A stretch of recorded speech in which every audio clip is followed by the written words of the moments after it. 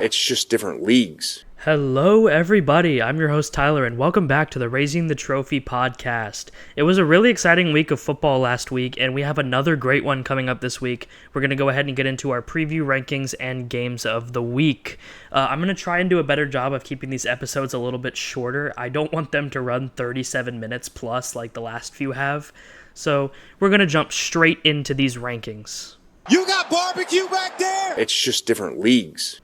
Now, it is just me this week, so we're going to go ahead. I'm doing these a little bit differently. I'm just going to go ahead and show all of them right off the bat, and we're going to start from the bottom and work our way up. So starting at the bottom, two teams that I wasn't 100% sure if I wanted to be ranked are Auburn and Notre Dame. I have been very high on Auburn all season, and I want to continue to be, but Jackson Arnold is starting to regress a little bit after his pretty good start to the season. Notre Dame, I'm giving them credit for their losses to Miami and A&M. You could also put Penn State in this spot, but I said last week that if Penn State lost another game, I was done with them. If they lost another high-profile game to a top 10 team, I was done with them. I'm not going to rank Penn State until the Ohio State game, no matter what they do. They need to beat Ohio State before I put any faith in them. 24 is Virginia. Now, I don't think Virginia's a top 25 team, but they do have the top 25 resume now with the win over Florida State. And the AP poll really disrespected Florida State, dropping them all the way to 18. So I have Virginia at 24. They've got a tough game this week against Louisville. That's going to be one of our games of the week.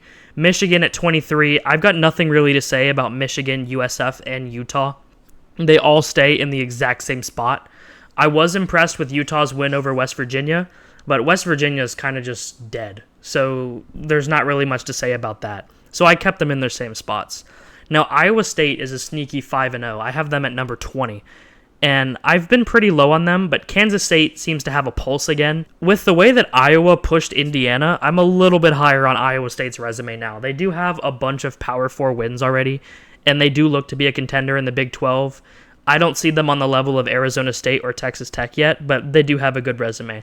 LSU and Texas both fall in the same realm of not a great resume, but a high-quality loss. Texas loses to Ohio State. LSU loses to Ole Miss. Now, my problem with LSU, and for all LSU fans, I'm sure you agree, 24-19 did not show how badly we got destroyed by Ole Miss, and my ranking of LSU reflects that. We were destroyed in every phase of the game by Ole Miss. We were lucky with how our defense kept us in it because the offense was atrocious. Texas, I just don't want to move them up yet. They haven't really done anything yet. I'm very excited to see them against Florida because even though Florida is really trash, they have a really, really good defense that they're wasting. I want to see how Arch Manning performs against Florida's defense. Now, Arizona State and Mississippi State. I had Mississippi State much lower than 16, but they really proved that they are a great team against Tennessee. And Arizona State got another good win against TCU. I have Arizona State below Mississippi State because of the head-to-head. So Mississippi State, even with a loss now, I do think that they are close to a top 15 team in the country, especially with how they played against Tennessee. Although moving them up as many spots as I did may be a little questionable, I just dropped a lot of teams. I had to drop a few out. I shuffled a few around. And Georgia Tech at 15 was one of the few that I considered. Because looking at their resume now, kind of same with LSU, Clemson isn't really a great win anymore. And it's kind of shocking how poorly they performed against Wake Forest. But after seeing that stat about how Brent Key was 7-1 against ranked teams and 8-8 against unranked teams, good for him in the program to be able to clutch up that win against Wake Forest there, stopping the 2-point conversion. I'm comfortable with Georgia Tech where they're at. Missouri, I moved up a lot. I was a little iffy on them. They're undefeated. I don't have too much to say about them. They're going to be tested in the coming weeks. Texas Tech is the first team where I was kind of on the fence about where to put them. They could be higher. I don't really see them any lower than 13. I think this is their floor. The money that they spent this offseason is clearly working, and they are one of the best teams in the country. Now, Alabama, Georgia, Tennessee, and Florida State.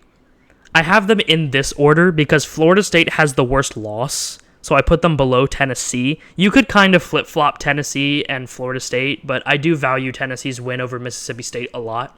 And then Alabama jumps all the way up from unranked to number 9 in my poll.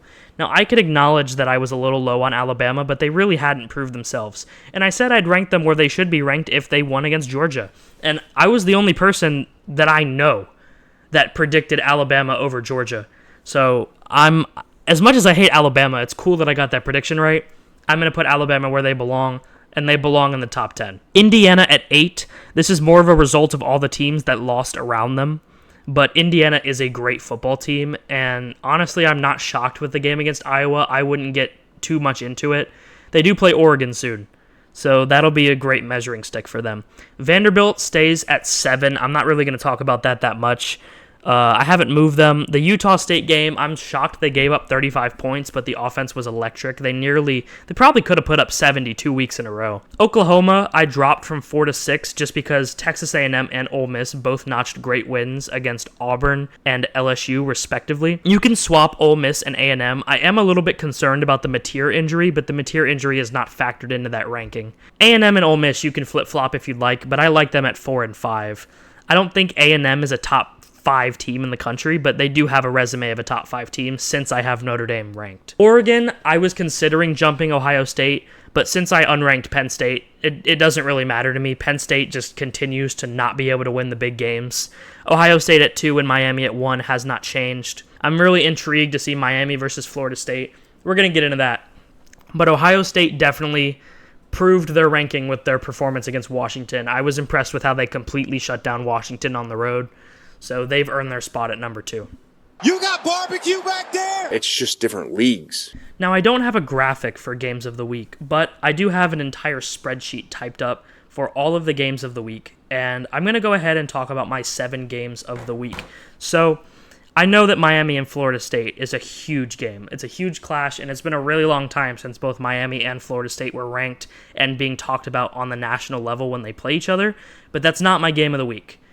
Anybody following the SEC and anybody following what happened last season would know that my game of the week is Alabama versus Vanderbilt. Now, in the AP poll, it's Vandy at 16 and Alabama at 10, but for me, it's a top 10 matchup. I've got number 7 Vanderbilt walking into number 9 Alabama, and I do have Vanderbilt winning. Now, this week, I have the spreads out. So Alabama is a 10.5 point favorite as I'm recording this. And I think Vanderbilt covers and wins. I'm going to be doing covers instead of predictions now as like score predictions. I think that's something cool for any sports bettors out there. So I have Vanderbilt covering and winning. I think that 10.5 is just too much, but honestly, the fact that Vanderbilt's even that close in the spread is ridiculous against Alabama. Next up, we do have Miami versus Florida State. I think the game lost a little bit of its luster with Florida State falling to 18. I still have them as a top 12 team. I also have them covering and winning. The spread is Miami 3.5. I have Florida State winning this game. I don't think people are valuing Florida State as much as they did, especially with Alabama beating Georgia. That just proves that Florida State is a great team. They really just fell victim to a trap game. I think Florida State's going to humble Miami a little bit. Mario Cristobal is going to Cristobal a few games here and there, but Miami is the best team in the country. This game could go either way. I'm going to rock with Florida State, though. Next up, we've got a great under-the-radar game that a lot of A&M fans, I think, are worried they're going to lose. We have Mississippi State versus Texas A&M. I have number 16 Mississippi State versus number 4 Texas A&M. Now, a top 20 matchup here for me. I have A&M winning, but not covering the spread. As I'm recording this, Texas A&M was a 14.5 point favorite. I think that is absolutely atrocious. I don't think that Mississippi State is being valued enough at all, especially after how they played against Tennessee. I have Texas A&M winning by anywhere between 3 and 4. I think it's going to be a really close game.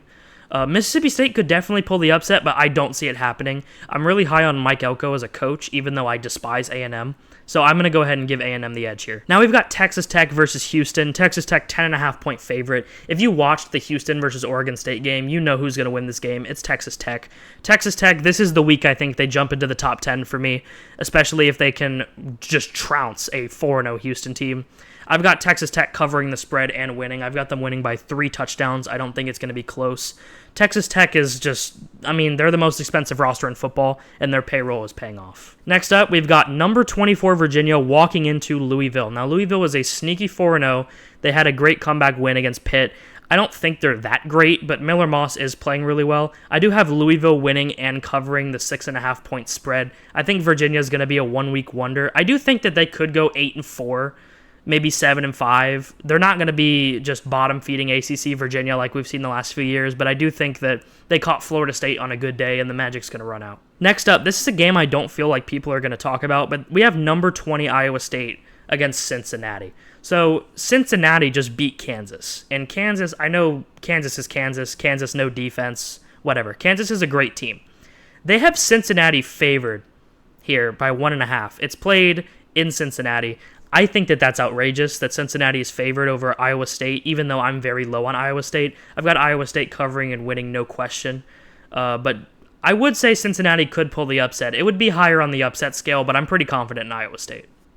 Lastly, we're back to the Group of 5 game of the week. It's been a while since I've had one of these.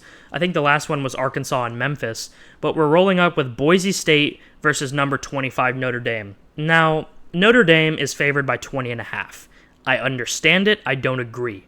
I have Notre Dame winning, not covering. I think they win by anywhere between 10 and 12. I think Boise State is going to keep it close. Obviously, without Ashton Genty, they're not going to have some crazy run game, but I was really impressed with Dylan Riley the other day, and I think that they do have enough backs back there to put together a decent run game. I just don't think it's going to be enough. I'd say it's a one-score game going into the fourth quarter, and then Notre Dame pulls away.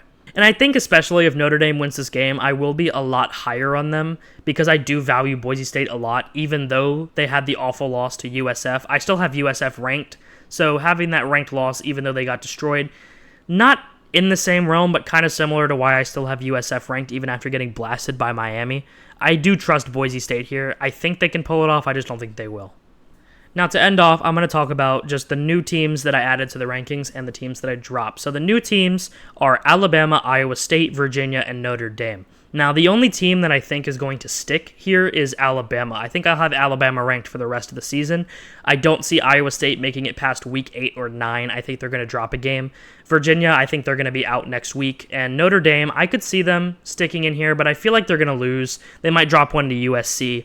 I do want to talk about Illinois. I was very impressed with how Illinois responded and beat USC, even after getting blasted by Indiana. My first 5 out of the rankings are Penn State, Illinois, TCU, North Texas, and Memphis. Now, Illinois is not in the ranking just because I can't justify ranking them after losing by 53, but I was really impressed with the game against USC. North Texas and Memphis are sneaky Group of 5 contenders. The American Conference has a lot of great teams. Navy is undefeated, North Texas is undefeated, Memphis is undefeated. USF is still my front runner. Tulane is really good too, even though they got blasted by Ole Miss. We've seen what Ole Miss is capable of. It's going to be a really competitive conference. Now, for the teams that fell out, obviously we have Penn State, TCU, and USC. Now, for USC, I didn't figure that they were going to be in the rankings very long. I know the AP poll had them in the rankings for a little while longer than I did, and I know Juan did as well. I just wasn't high on USC. As long as Lincoln Riley's there, they're never going to have a defense. TCU, I expected a little bit more out of, but Arizona State is a good team. They proved it against Baylor, and it showed late. I know that Josh Hoover is hating himself for that fumble that he had that let Arizona State kick the leading field goal. But it is what it is. TCU will bounce back. They are a good team, but the Big 12 looks very good this year. I just don't think anyone beats Texas Tech. Now, Penn State, I would go and give an entire segment on Penn State. I don't really feel like I need to. The writing is on the wall for James Franklin. It's not like he's going to be fired, but Penn State knows exactly what their ceiling is under James Franklin. Good coach can't win the big games, and that's just how it is. Now, I have seen a lot of hate for Drew Aller. I don't really see it. I think he's a serviceable quarterback. I think he's going to be an NFL guy, but Aller really just doesn't fit with the system they run at Penn State, and unfortunately, I don't really think that's going to change. I think they go 9-3, miss the playoffs. But yeah, that's going to be it for this episode. I'm hoping that this episode length is a little bit easier for all listeners out there. I know that 37 minutes Saturday morning at 7 a.m. is a little bit crazy, so I'm going to try and keep it down. Juan will be back next week. We had something come up, so I just wanted to record a quick episode. But that's going to be it. I hope you guys enjoyed the new format. And 4 weeks in a row, we're still going strong, even with midterms coming up. So thank you guys for watching, and I'll catch you next time. And always go Tigers. You got barbecue back there? It's just different leagues.